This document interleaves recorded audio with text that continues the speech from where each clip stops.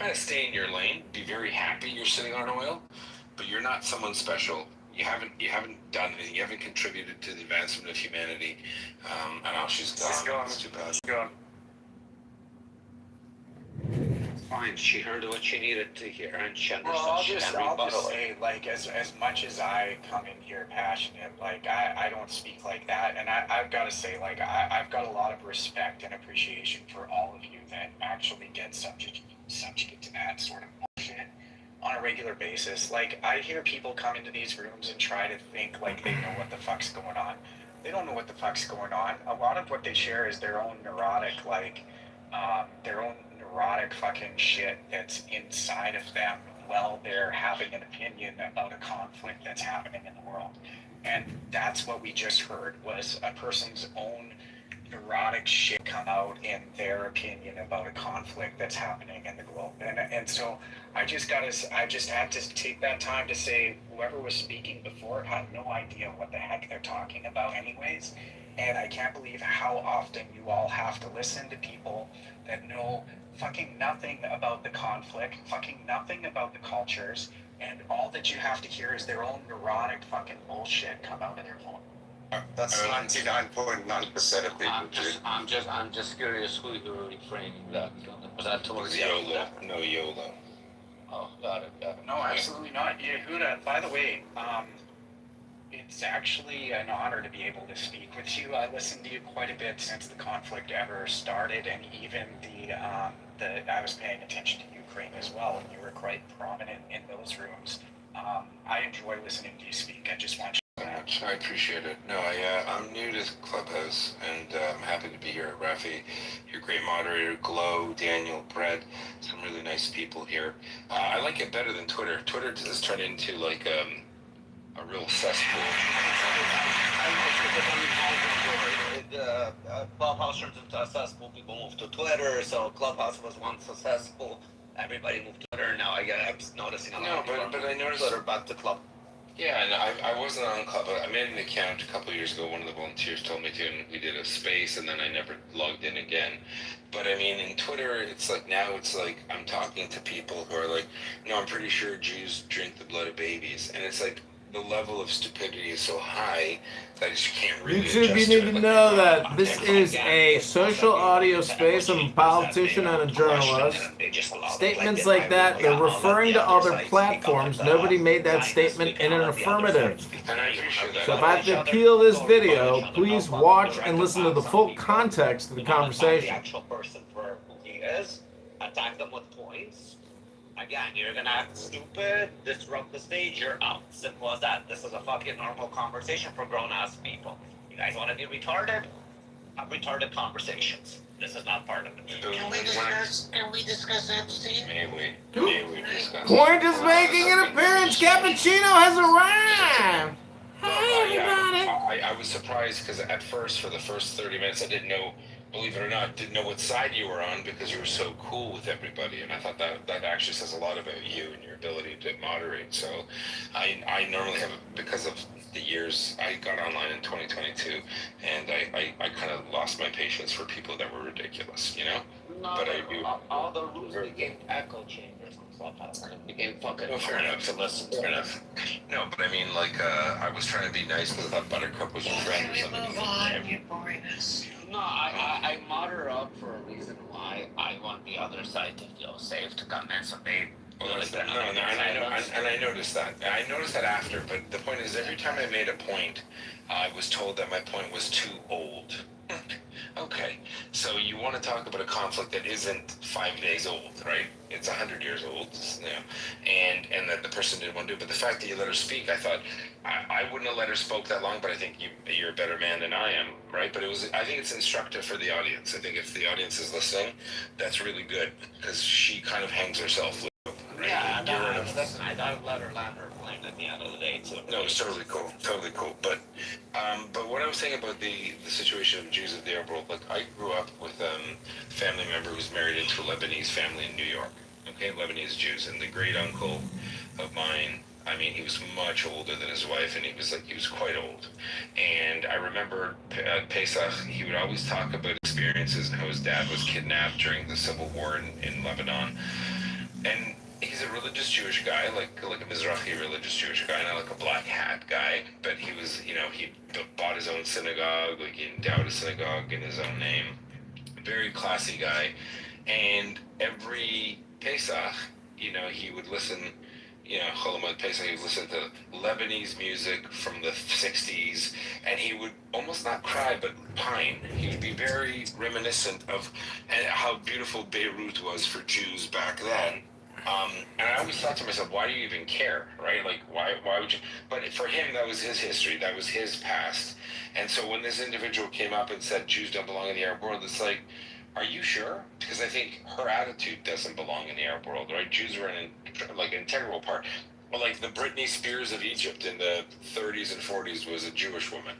You know what I mean? Like the Jews are a part of that world, and yet now we're told that we're, colonial, invaders from Norway or something, and it's just so bizarre to me. She 100%. Vladimir Putin. Okay, cool. So it's just interesting, like over the course of years since the conflict, how well their propaganda machine has actually taken place in the minds of people that we have to listen to. So I just was curious about your thoughts. If you saw that connection, obviously you do. I'll just be quiet now. Thanks for being here. I've learned a lot from you over the years. Thanks so much. I appreciate it. I didn't know I was doing that, and I appreciate the compliment. Yeah, no, my angle is this. I'm an Italian Jew that grew up in Canada, with Mizrahi roots and North African roots, and I got a really cool experience. Like, I was a kind of person that, growing up, the Jews I grew up with didn't even know what Sephardi or Mizrahi Jews were, so it was kind of like, an honorary, Ashki. And I kind of learned to appreciate the other side. So in my mind, I always thought, look at the other side, right? Like, imagine you're in their shoes. What would you think? What would you say? And why would you think it, right? So that's what gave me kind of an openness to understand the Arab side of the conflict, right? But when it comes to anti-Semitism, if you study the history of it in the last 150 years, what a lot of people aren't aware of is one of the most telling, hallmarks of anti-Semitism originated in Tsarist Russia in the late 1800s, and it originated with a false document called the Protocols of the Elders of Zion. And it was created by the Tsarist secret police of the King of Russia, and it was literally plagiarized from a French novel that talked about a group of people trying to take over the world. Now, the French novel had nothing to do with Jews, but it was a fiction book, like Lord of the Rings or something. But the Russians turned it into a manifesto, and they swapped out the antagonist for Jews, and they pushed it. Now, they did it to subjugate their own population, to make people feel the reason why they're starving to death is because the Jews, not because the Tsarist Russians were taxing their people to death. And that manifesto, the Protocols of the Elders of Zion, found its way to Hitler and other weirdos who propagated it. Now, place in the world where the Protocols of the Elders of Zion exists are in the minds of groypers and neo-Nazis in America, and pretty much the Arab world. So, there are probably 50,000 PhDs throughout the Arab world who've done their PhDs on the Protocols of the Elders of Zion. It's not a joke, it's real. So it's a fictitious book made by the Tsarist Russians, now used by people to inculcate a population to hate Jews. Now, why this is problematic, for obvious reasons, is if you teach a generation to believe that there's a minority group whose sole purpose is to subjugate and starve you, you're going to be racist, right? And that's exactly the condition we're in. So the Russian regime, under Vladimir Putin, is a reinvigoration of the Soviet regime, which was a reinvigoration of the Tsarist regime under a different color. And the reason why they do it, and this is not controversial, they can't beat America. The Soviet Union could not beat the United States. It's just fact. The Arab nations who were, supported by the Soviet Union could not beat Israel. The Israelis had gumption. They had gusto to survive, and they survived. So what they decided in the 60s, around 61, 62, 63, 64, that we can destroy them by destroying their societies. We're going to tell their societies, we're going to put information out that, America is a drug haven and a really immoral society, that the Soviet Union is a family-based thing, and that's their goal. Their goal is to destroy the West internally by promoting people like Emrose, by promoting people who say dumb stuff about the West. The West isn't perfect. We get it. Is there corruption? Sure. Humans are corrupt. It's not a new thing. But is it supremely better than regimes that have presidents for 30 years? How many presidents of the United States has Vladimir Putin met? And why is that problematic? Right? None of us here, at least I hope, don't think we're the smartest person in the room all the time. We don't think we're the best at anything. I'm not smart enough to be a prime minister. And I wouldn't think I'd be smart enough to be a prime minister for more than 4 years or 5 years because there's someone smarter than me waiting in the wings. But these repressive regimes, whether they be Russia, China, North Korea, Iran, they have I call it a political culture. The political culture is that you need a strong man to do things to protect the people. And people will trade their freedoms and their rights for security or stability. Now, it works as long as the regime does stuff to promote and support the condition of their citizens. The Soviet Union was able to do it to a point where they couldn't even give people bread. And I grew up in Canada, for the most part, where I met a lot of Russian Jews.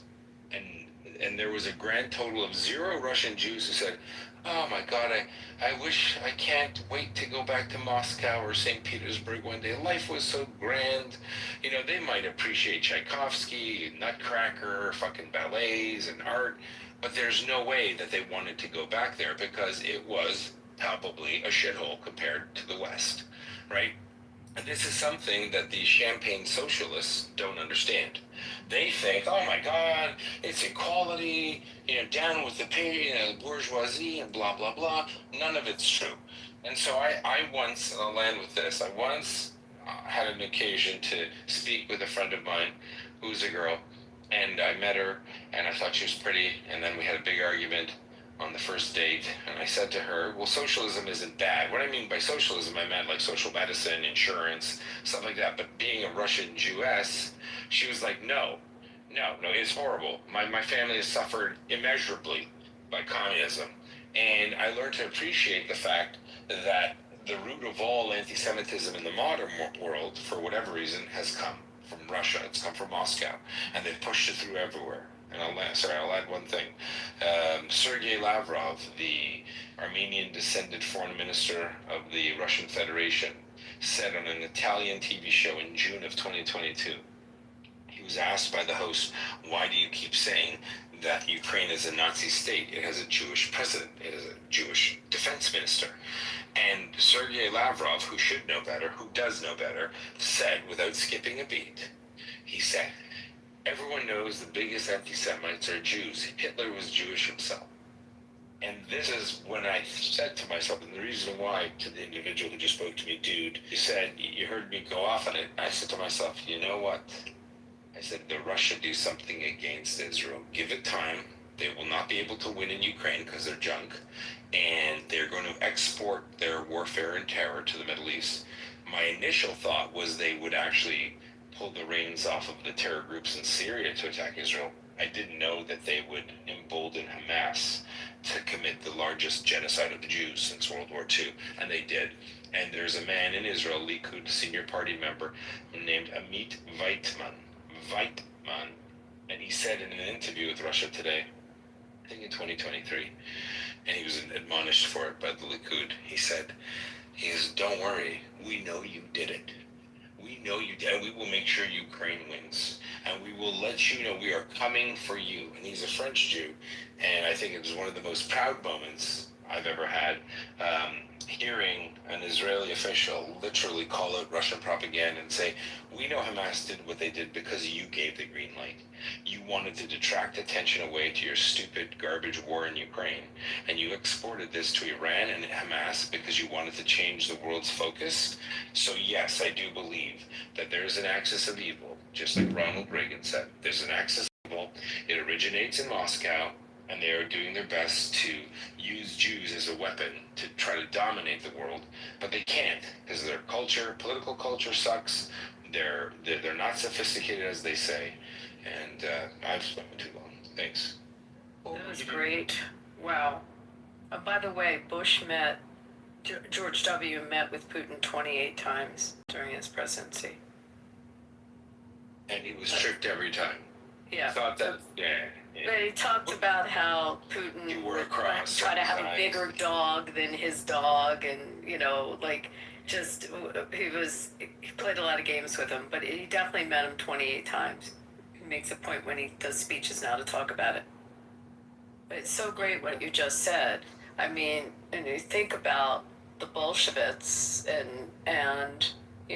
how Lenin kind of created them through the Mensheviks, and Hitler basically did the same thing through the Thule Society, and the Muslim Brotherhood is taking this same kind of this philosophy that they have through the Islamic communities and into Western societies and countries, and they're all using the same playbook. What's actually interesting? Bolshevism, Nazism, Muslim Brotherhood, they're all created and they're incepted in the same era. Yeah, I mean, there it is. Sorry, I gotta imagine. I'm new to Clubhouse. Someone said Yehuda's not Jewish. Okay. Sorry, What does that mean? just ignore it. You just have some people that have nothing else to do but write odd things in chats. Oh, it's in chat. It's not to me. Okay, sorry. I didn't mean Yeah. It's okay. They can come. But you're so spot on about it. But and those philosophies are all similar. They're all birthed What's around the same interesting time. about the philosophy, though, is that you supported Donald Trump, and he's heavily influenced from a philosopher out of Russia.